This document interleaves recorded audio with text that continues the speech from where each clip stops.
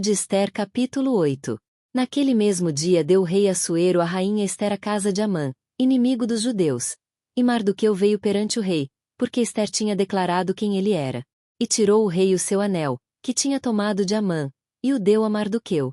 E Ester encarregou Mardoqueu da casa de Amã.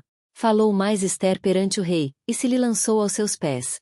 E chorou, e lhe suplicou que revogasse a maldade de Amã, o Agagita, e o intento que tinha projetado contra os judeus.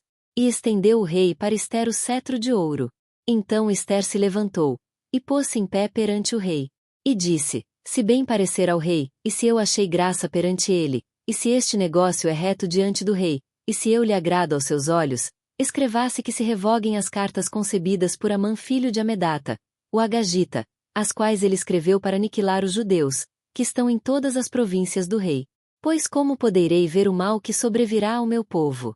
E como poderei ver a destruição da minha parentela?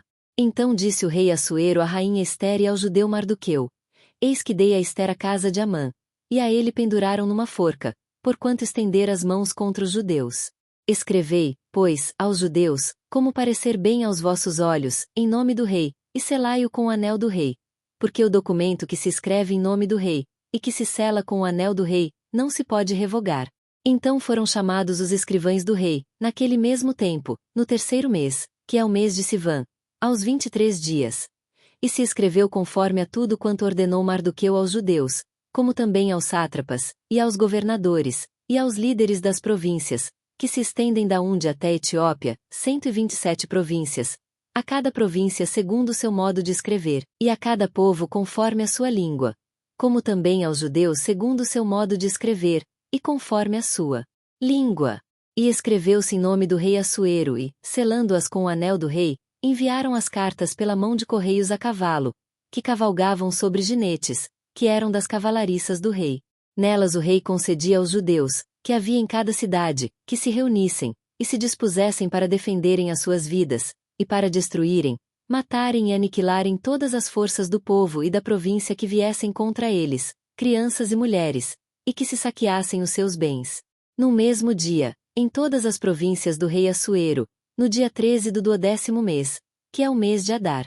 E uma cópia da carta seria divulgada como decreto em todas as províncias, e publicada entre todos os povos, para que os judeus estivessem preparados para aquele dia, para se vingarem dos seus inimigos.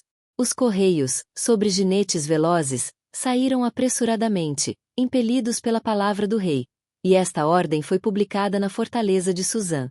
Então Mardoqueu saiu da presença do rei com veste real azul celeste e branca, como também com uma grande coroa de ouro, e com uma capa de linho fino e púrpura, e a cidade de Suzã exultou e se alegrou.